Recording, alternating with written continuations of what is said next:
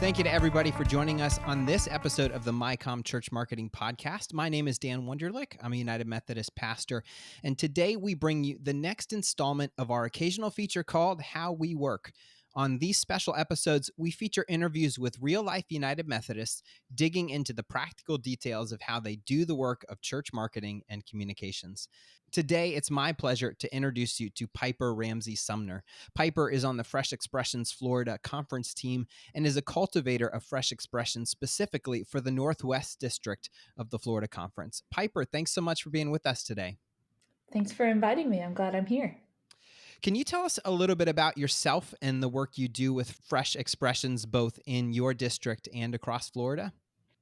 Yeah, so a little about me. I am a pastor's kid and I've got an MDiv, but I am a lay person Cool. currently and exploring, staying in that realm for now. Yeah. Um, I found myself in different kinds of ministry throughout my life. So, internships in college, working with children and youth, and working at Christian summer camps, intentional community activism, those kinds of things. Mm-hmm. And I kind of found Fresh Expressions on accident. I was attending seminary at Isla School of Theology in Denver. And while I was there, I was part of a community called Denver Brew Theology. And we met in different breweries in the Denver area to engage in interreligious dialogue on subjects related to like religion and philosophy, culture, and of course, theology. And that grew to be a big part of my life. A lot of those people are still my really close friends, some of the best people I ever met. And when my husband and I moved here to Florida, because that's where he grew up, I knew I wanted to start my own chapter. And so I started Tallahassee Brew Theology in 2018. Oh, that's cool. And in 2020, my district superintendent heard about it and said, "Hey, that's a fresh expression." And the rest is history. I kind of got gathered in and I was like, "Oh, I've been doing this the whole time." Um, yeah, I love that so much about fresh expressions. But now I work here in the Northwest District and throughout the Florida Conference, providing resources and support to people who are passionate about reaching those outside the doors of their church in really unique ways that are really not that unique. Because how simple is it to hang out at a brewery and talk to people about religion? It's really actually kind of simple. So, Yeah. yeah, that's what I do now. That's really cool. I pastor in not a terribly large town, and yet we do have, I think, 3 or 4 different breweries downtown. So like that would certainly Yeah. fly here where I am. And you and Yes, I they're everywhere connected. nowadays. Yeah, certainly. You and I connected at Florida Conference. I went to the Fresh Expressions workshop, and I know you're colleagues with Michael Beck. We had him on earlier this year, and we talked with him kind of about the 30,000-foot view of Fresh Expressions and why they're so needed in the church. But I'd love to know from you, as someone who's so hands-on at the conference and even locally there in your district, I'd love to hear from you some of the ideas and concepts out there that have either been successes, or I know from that workshop you guys gave, you like to celebrate the failures as well, because oftentimes you can learn from them and sort of fail Mhm. forward. So what are some examples you might give our audience?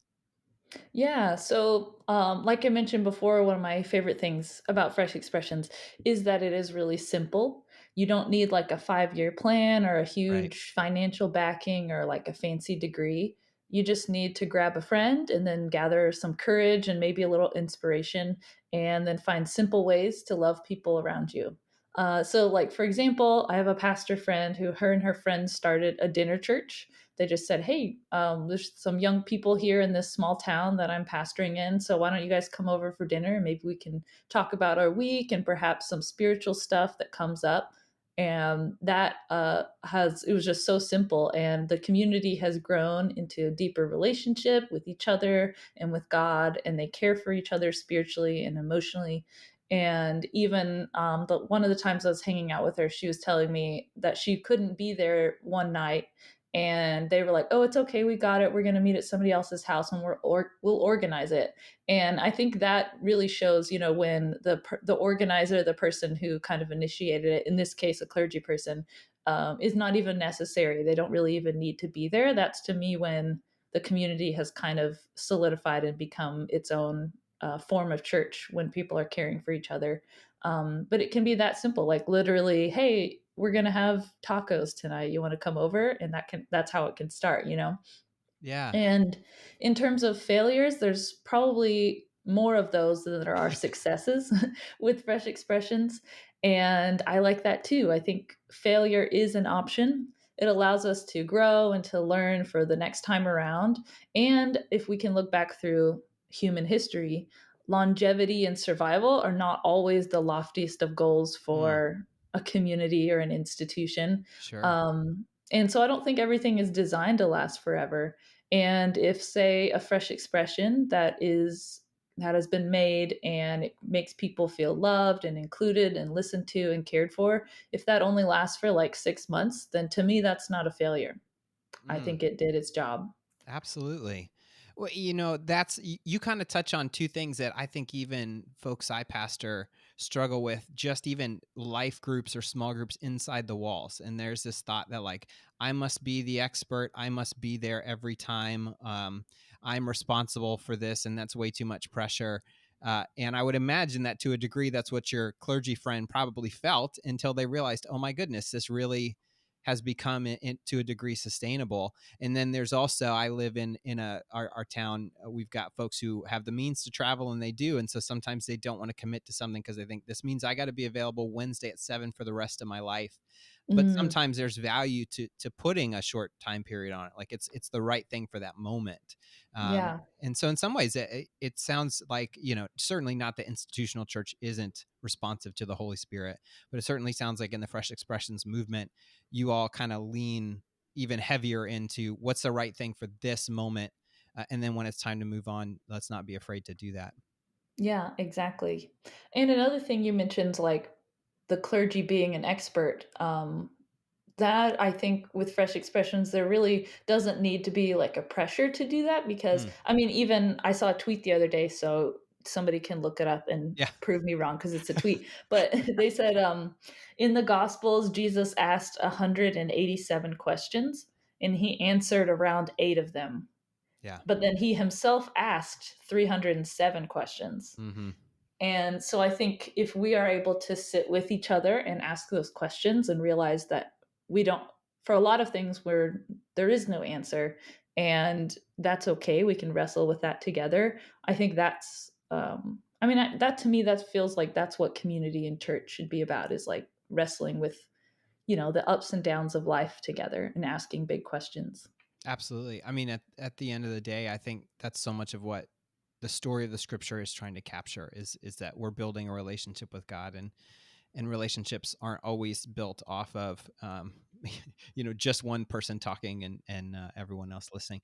Well, I could get sucked into this, and well, obviously we've got to have you back to have this full conversation later, but we brought you here today because back in January of 2021 we did an episode on TikTok, and I called it "We Are Finally Talking TikTok," because at that point the app had already grown exceptionally quickly through the first 9 months of the pandemic. And by the end of 2021, it was the most visited domain on the internet, dethroning Google and Facebook. So it is safe to say this platform has only grown since the last time we talked about it. And yet it remains a platform that relatively few pastors and churches, at least in the United Methodist Church, have begun to use. So when we knew we wanted to revisit the topic, we thought it'd be a good idea to talk with someone who's actually using it and finding a measure of traction. And I'm going to embarrass you. Your name kept coming up. People kept telling me you got to connect with Piper. So let me just ask your personal relationship with TikTok. When did you first join? When did you first download the app? Did you start as just a viewer, or did you go into it knowing that you were going to be a creator as well?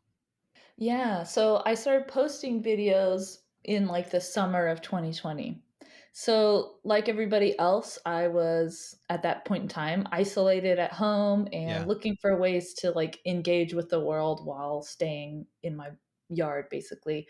And so I would hop onto, TikTok without an account or I don't remember exactly, but just to kind of see what was up and like watch videos and stuff. But then another district cultivator in Florida told me that she had been using TikTok with her college ministry. And so some of her student leaders were using it and things like that. And she kind of convinced me to join. She was like, there's a lot going on there. And so I thought it'd be fun to kind of find my niche, and to Yeah. talk about the things that I care about and use this MDiv degree that I just got. I was like, well, I Yeah. guess I gotta share it with somebody. So I started doing that.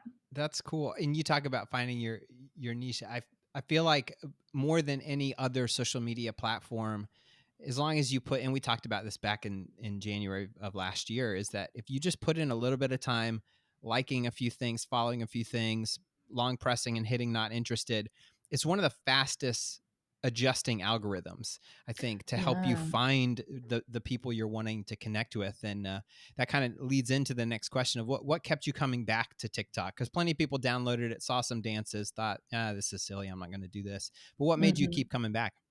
Yeah, so, I mean, for one thing, it is designed to keep you coming back. That's true. That's You true. talked about the Dangerously so. yeah, you talked about the algorithm. It's designed to suck you in. You open the app and it shows you a video immediately, it starts. Yeah.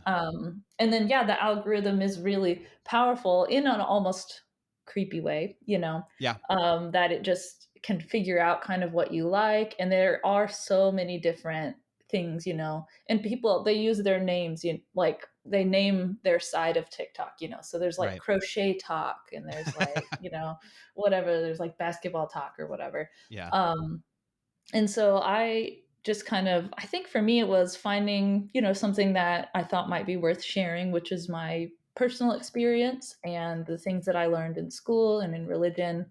And specifically, kind of with my experience growing up in like more conservative Christian environments and the Hmm. ups and downs of all of that. And I found a lot of people, especially in 2020, who were kind of having a little bit of like a crisis of faith because the world that they knew was kind of crumbling and changing in a lot of really big ways. And so people were moving to trying to find a place where they could engage with other people who were experiencing similar things. Yeah. And I kind of had some of those crises, I guess, previously. And so I felt like maybe I had some experience and some wisdom and some encouragement that I could share by telling my story and my journey. Mm. And so when you decided to go ahead and start making content and not just watching content, did you formulate a plan or was it kind of fly by the seat of your pants? Were you experimenting? Did you respond to feedback like, hey, this got a lot of likes or views, this one maybe didn't, so I'm going to adjust? Or are you just kind of just being yourself and just kind of seeing what happens? Yeah. I didn't really have a plan, and I still don't really have a plan, but I knew that I wanted to engage in theological discussions and make jokes about, the Bible and like growing up Christian and things Hmm. that people who were like me would get. And then, talking about, like I said, church hurt and those kinds of things. Yeah. And so I found a community kind of within that world, but the algorithm is just so strange. You don't know what's going to go viral and what's Right. not. And so, sometimes I don't really have too much of a formula. I guess I kind of have a couple ideas, like, okay, here's my educational ones, here's some funny ones, here's some that are just rambling, but I'm not super organized with it. Well, I think my experience has been you have to make sure you've got some lighthearted stuff in there. Like every once in a while, you'll find someone who like their sweet spot is just they tell history really well. You know, they're a good storyteller, Hmm. which is to it itself a degree of entertainment. But if there's some pastors out there, you have to be willing, I think, to have a little fun and make a little fun of yourself almost in your background. Have Hmm. you found that to be the case that like if you try to be overly serious too many posts in a row, it might kind of kill some of the momentum? Yeah. And I think it comes across as kind of like inauthentic or Mm. kind of like fabricated, which I mean, it's all a Right. performance in Right. general, everything we do. But yeah, just adding a little bit of, I guess, the levity and yeah, being able to laugh at yourself and some of the just absurdity of existing can be fun to like poke at. And it makes you look like a real person. A real person isn't serious all the time. We all have our jokes and our silly things and our interests that are not related to our jobs and those kinds of things. And so you're able to do that I mean, you can do that anywhere, but on TikTok, you can do that. And that kind of also adds to your niche a little bit because you can Yeah. have maybe you talk about religion or you talk about, history, but then you're also, play croquet or something. You can find your croquet friends Yeah. on Croquet Talk or whatever. It's always interesting if you find someone, and they like their video that goes viral is actually not their regular content, and then every once in Hmm. a while you'll see like, oh, they were trying this, then this worked, and they've completely shifted. I think like in the middle of the pandemic, there was a Publix employee that like did a Publix hack one time, which Publix is a grocery store here in the Southeast. And it was like a hack on like how to get the most on your sub for the least amount of money or something like that. And that Mm, blew up. And then suddenly their whole feed was like Publix hacks, basically, I think yeah. until they got fired or sued or Oh, something like yeah. that. But Till corporate found out. oh yeah, yeah, yeah, yeah. What style of content do you feel like you've settled into most? Are you just like let's open up the app and talk directly to the camera, or do you like to do skits? Do you like search what's trending and try to come up with your own version of that? I guess I'll just start there. Like how do you frame your content? So yeah, sometimes I do trends that work, like the audio that might work really good for a Bible joke or something Yeah. like that. So the way that the trends kind of work is there can be like somebody might post a video and then you can actually use just the audio from their video to make your own video. Yeah. And then there's also different, so you can do that with music or with somebody like talking, and then also different filters and things like that. And so sometimes I'll do that. I'll join in, or I'll make, yeah, I'll like put on a scarf to be a Bible character because that's Right. like, Yeah, yeah, I'm a Bible character. Can you tell? yeah. And little things like that. But then with the educational ones, so yeah, I kind of switched the fun ones, educational ones. I will do like a I'll just do like a little bit of editing where I'll put like a title at the beginning and then just Mm, talk straight to the camera. yeah. So I don't do a lot of like editing or anything. Yeah. Well, and two, I guess using some of those built-in things, like you can take the audio from another video and then use text overlays to kind of connect the joke you're trying to make, Hmm. so that that context is there. So I guess the answer to this then is you do your creation inside the app. You're not one of those folks that films with a DSLR, vertically and Yeah. edits it in Adobe Premiere and then uploads it later. Yeah. No, I don't go that hardcore. I just mostly use the app, and I probably don't even use it to its full potential because there's a lot to it that you can do.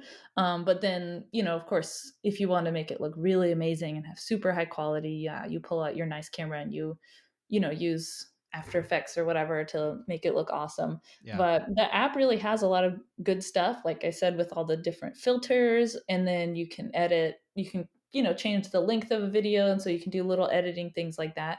And then I used to use another app just because of the captions. It would do auto captions while you talked into Yeah. the camera, but now TikTok has that feature. And so you can just upload it straight into TikTok or record straight onto the TikTok app, and it'll auto generate captions, and you can go in there and edit them because sometimes it doesn't hear perfectly what you're saying, Right. especially big theological words. Yeah.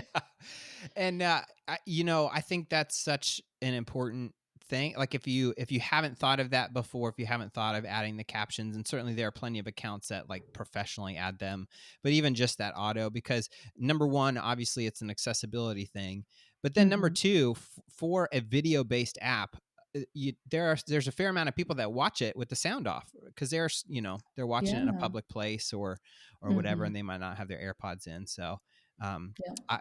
I have definitely appreciated captions. Mhm. Well, when it comes to interaction, and again, like the reason I wanted to bring you on is because I'm still a lurker. I've been on TikTok now for almost 2 years. It's my favorite platform, but I'm a lurker. Like I watch them, and so Mhm. I don't really interact in the comments. I like videos, I follow accounts, but I don't really jump into discussions in the content. And so for me, I'm still just sort of consuming.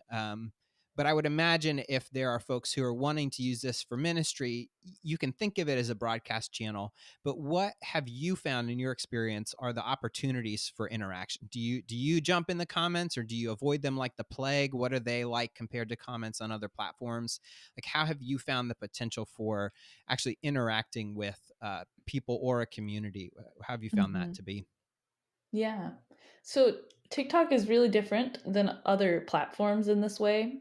So you can do direct messages, but you can't do group chats, which can make it hard if you're trying to, build a community. So like if you're a youth Yeah. pastor, you can't make a group chat with everybody. And so Yeah. messages are kind of out the window.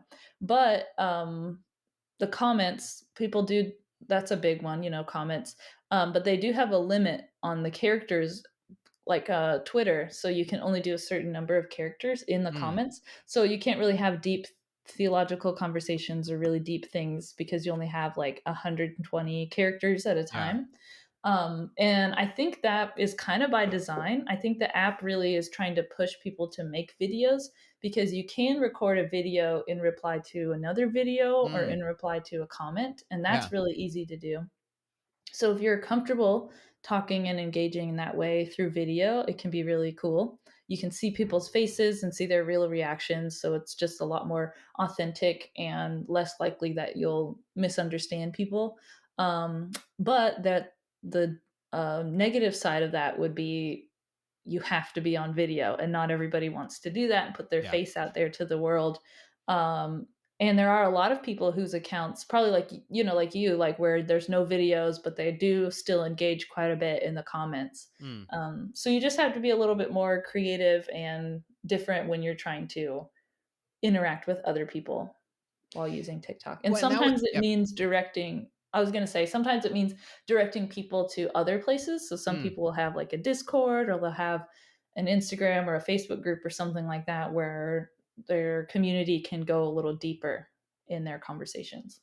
That's really interesting because it's interesting, I guess, to think of TikTok as like one step along the journey of connecting with people, because it also doesn't strike me as necessarily super helpful if you're looking to attract people locally. I mean, you can make very like local focused content. You can use hashtags and you can try to tag things in such a way. But I can't say I've noticed or done any reading on if the algorithm, if you lean heavily into local, if they will show that video to people around you. So it's probably not a tool for growing in-person attendance. But again, as someone who leads Fresh Expressions, that's not necessarily the end goal of that Mhm. kind of ministry. And so, like, have you found people locally, and or are there people in the comments, either text or video replies, that you feel like you've gotten to at least sort of know in quotation marks because they interact with you regularly? Or is it always feel like a sort of a sea of strangers who you know uh, understand your point of view, but you don't really know them? Mhm. Yeah, it's a bit of a mix. So you'll get, the same kind of people who comment, and then especially if it's another person who also makes videos, then it's Mm, real, easy to recognize them because you've seen their videos, and so yeah. you can connect in that way. But I created a Discord for some, like, it wasn't really purposefully supposed to be out of people that followed me, but I mean, I guess it only really got posted to my page, Hmm. but that brought a lot of people who were not, initially in the community, or were not posting on Yeah. TikTok. Um but I know you were talking about location, like in terms of being local. Yeah. The TikTok algorithm actually does put your videos out to people who are nearby you. Oh, cool. Yeah, it's not, like, perfect, obviously, Right. but you'll get, like, sometimes I'll get something, like, from a shop here in Tallahassee, and I'll be like, "Oh, that's, like, down the road," you know? So, I don't know how the algorithm works, but it Sure. potentially could work that way. Well, that's good to know. I that's because sometimes I just think with the sheer number of users of TikTok because of its size, that like if I'm going to create a video, and it literally could go anywhere in the world, but it is nice to know that you actually do have a decent shot of being seen by people around you. Well, speaking of groups and sizes and reach and all those things, I'm going to read a couple stats, and you can blush silently on this audio only podcast. As of this recording, you have 12,500 followers on TikTok. Your posts average between 1,000 and 3,000 views. And obviously, that's all relative. This is giant compared to some accounts and minuscule compared to others.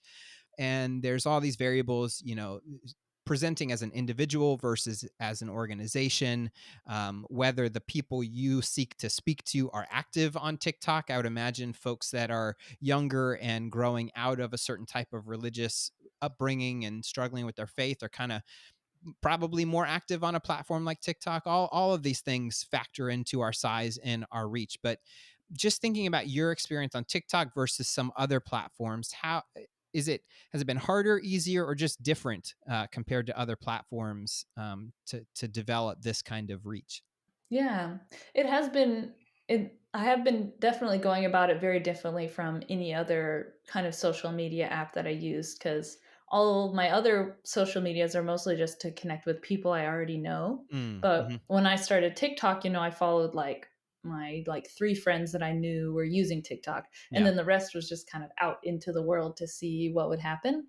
And what was strange about it is that I never really have tried to like get followers. It just kind of happens. Yeah. So you never know. Like you were saying, some people will go viral. Somebody will have like 2 videos with like 3 views each, and then they'll post a cute video of their dog and it'll get 3 million views. Yeah. And it feels very random. I'm sure there's like an algorithm to it that you can kind of work within, but Yeah. it changes all the time. And so people do try to kind of nail it down, but it's hard to do, and there's really no guarantee that it will really work. Like if you follow this formula and post at this certain time of day, you're going to get all these followers or whatever. But Yeah. and because I'm not really playing like the numbers game, I don't really worry about that too much. Yeah. I'll just maybe like I'll make sure I don't post like in the middle of the night or like a weird time of day. Try to post like 9 to 5 or something.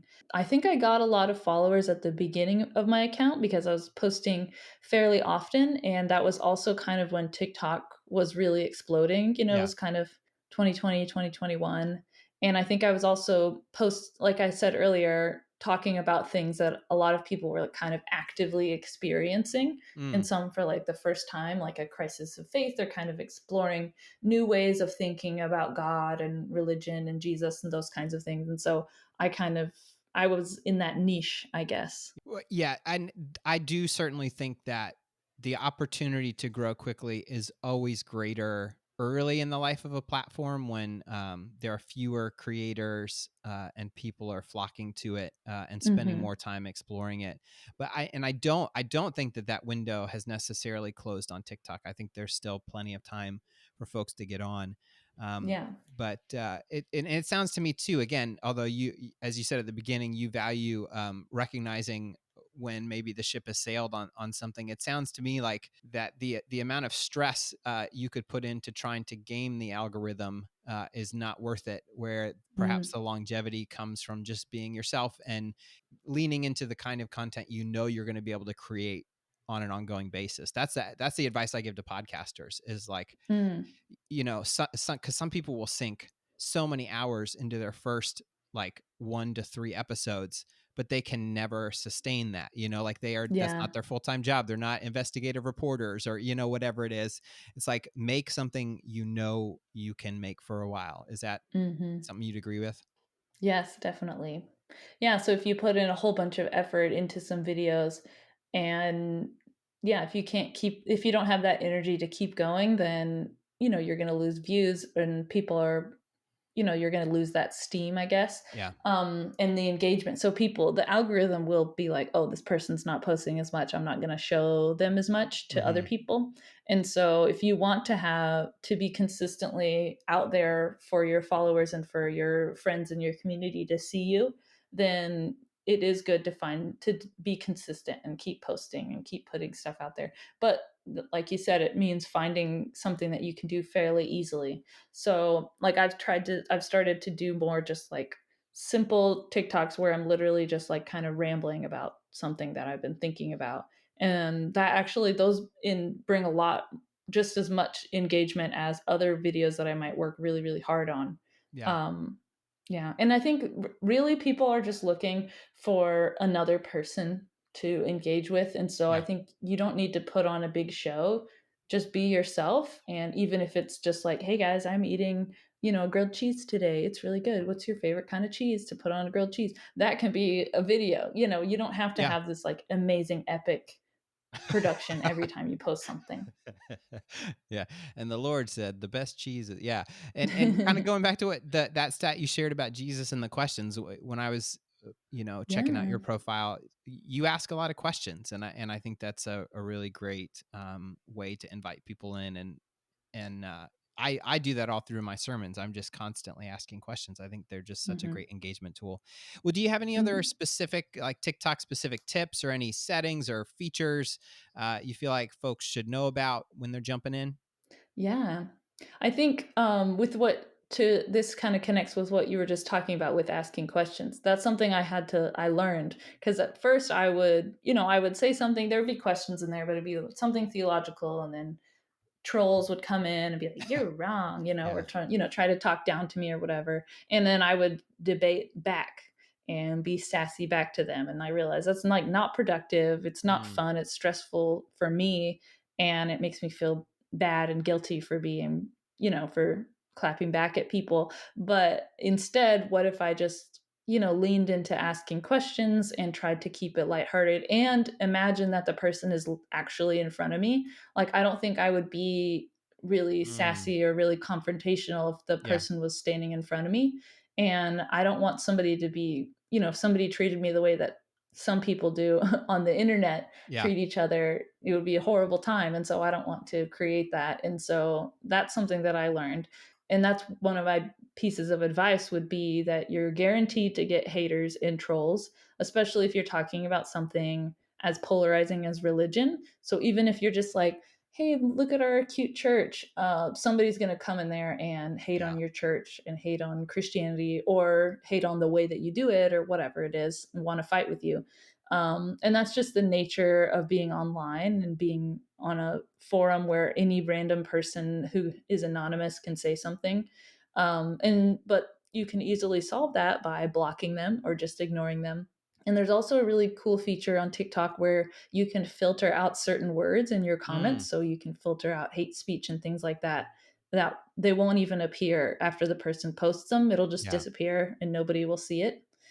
So I'd recommend doing a little bit of that kind of thing on the forefront to make sure that you don't have people saying terrible things in your comments. And the algorithm will start to shape around what you're up to, and you'll start to get people who are on your side, I guess, Yeah. eventually. Or at least like wanting to contribute to that kind of conversation. Yeah, wanting to engage with you kindly and have an actual good conversation. Yeah. But my other advice, I would say, there are generally better times of day to kind of post, and you can find the trending sounds and filters and features that will get some views and get some engagement. But my biggest piece of advice is to just find your niche and go for it. Mm. So, like, if you love pickleball and Jesus, just make videos about those two things, and you'll find people with the same interests. Yeah. Just have fun and be creative and be genuine and kind. That's cool. Well, we have a small set of sort of lightning round type questions that we like to ask all the guests on our How We Work episodes. And this I'm interested to hear specifically because of your background in fresh expressions. So you might answer it differently than someone who is like in a church comms department and has their eye on like a camera or something. But if you had Mm, $100 to invest in outreach, or if a church had $100 to invest in outreach, how would you recommend that they do it? yeah. Well, the beauty of TikTok is that you just need your phone Yeah. or your an iPad or whatever, and Yeah. so you don't really need to do much of anything else with that.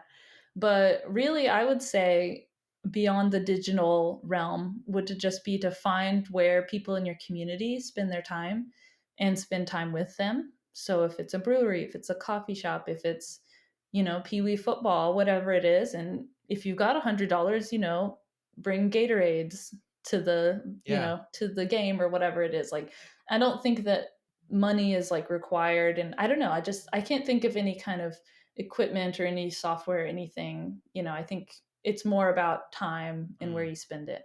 When you said you used the scarf, so you're not even buying $100 to like Bible era costumes or anything like that. So Yeah, no. you're I mean, if you want to, go for it, but it's totally not necessary. Some yeah, people will buy like a one of those ring lights that, yeah, it's basically just a really strong LED light, so you yeah. could do anything. And maybe a stand for your phone, but you could also just use a bunch of books and stand by the window, That's right. and get the That's natural right. light. So Were there any books or podcasts or other resources you would recommend that our listeners check out? So I'm very much in the kind of the fresh expressions world, and so I would say find what some fresh expressions are up to here in Florida. We've got a good amount of things going on in Western North Carolina as well. The UMC conference there is doing some really cool stuff. And also, I would recommend just following what some college ministries are up to. I think a Yeah. lot of Wesleys in everywhere, they kind of let the young people like lead in terms of those kinds of things of outreach and kind of on the, I guess, the cutting edge of where people are spending their time and their energy and what they want to see. And so I would say follow some of those. That's cool. And that kind of leads into our next question. Are there any churches, businesses, or brands that you follow and look to for inspiration? Yeah. I mean, I would say, yeah, the Wesleyan College ministries and things like that. And Fresh Expressions. I love the Fresh Expressions UK. They have a lot of really cool resources. That's kind of where Fresh Expressions started. I'm sure Michael talked about that with you, the Yeah. kind of history a little bit. They've got some really amazing resources. There's one that's called it's called sharingjesus.life website. Mm, It's just a super simple little website with little cartoon guys, and there's like a video and really cool resources on how to share Jesus with people through conversations and through just getting to know each other. And it's even, it goes through the process of like, say, like you have a group of friends and none of them are religious, or maybe they've been hurt by the church and they're not interested in having these conversations, but they, that are specifically Christian, just instead say, hey, instead of saying, let's pray, you say, hey, let's have like a quiet meditation. Instead of saying, let's read this Bible verse and decide what Jesus said, say, hey, what do you think that some kind of wise, sage, spiritual person might say about this, situation in our lives? yeah. Jesus or Buddha or whoever, and let the conversations grow in that way. And it's all relationship focused. And it very much encourages people to know that they don't have to have all of the answers, and that actually having more questions can be more valuable. So, yeah, I would say check out Fresh Expressions UK and also the Fresh Expressions Florida website that we just redid. That's right, a brand new one. You can Google Fresh Expressions Florida. I don't want to butcher it off the top of my head just in case I get it wrong, but you can Google it, it'll come right up. Yeah. Now, this one is always hard to answer and it's never easy to answer quickly, but do you have any thoughts about the future of church communications? Are we heading into a TikTok world? Are we heading into the next generation completely rejecting digital communication and literally finding them at the coffee shop or brewery is going to be the only place anymore? Do you have any thoughts about where we're going? Yeah.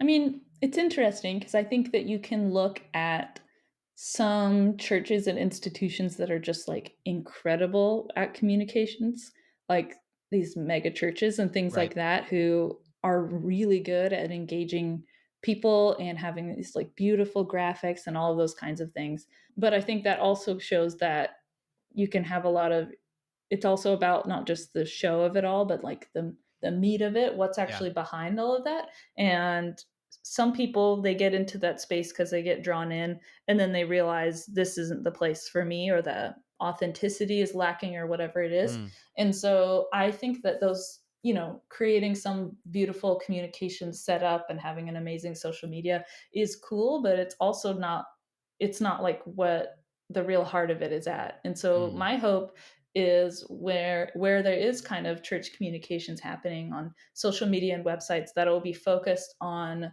telling stories of people that are actually out there doing the work, people that are impacted by whatever church or ministry. And yeah. because I think that storytelling brings life to any movement, and that it shows authenticity and it shows kind of the reality behind all of the show and all of the, visual things that we kind of present.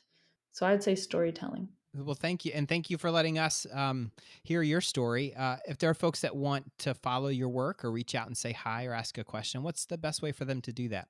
Yeah, so the Fresh Expressions Florida website, we have a page for you to meet the team, and you can find our emails and different things like that. And that's just freshexpressionsfl.org. Gotcha. And if you want to follow me on TikTok, my handle, it's a bunch of letters, but it's CBFPLR. All right. She is a good follow. So go and jump on TikTok, give her a follow. Take a couple minutes to like and follow and click not interested on those things you don't want to see. And pretty soon You'll be sucked in. You'll be sucked in. Well, Piper, thank you so much for your time and sharing your experiences with us today. We really appreciate it. Yes, thank you. I'm so glad that I got to be here. Thank you, Daniel. And now, listeners, we want to hear from you. We want your help in spotlighting the ministries or people in our church that are making a difference in their communities through marketing, communications, outreach, social media, all these kinds of things. Who do you want to hear from, and what should we ask them? Email us at podcast@umcom.org. And of course, you can always use that email, podcast@umcom.org, to send us any feedback or topic suggestions you have for the show. We always love hearing from you. And as always, the easiest way to support the show and make sure other church communicators like yourself find it is by sharing this episode with your friends and colleagues, and by leaving a review on Apple Podcasts, Google Podcasts, Spotify, or wherever you're listening to us right now. And did you know that United Methodist Communications has celebrated 80 years of ministry? Your support ensures that the latest denominational news, dynamic stories, and informative articles will continue to connect our global community. Make a tax-deductible donation today at resourceumc.org/giveumcom. Thanks again for listening to the MyCom Church Marketing Podcast.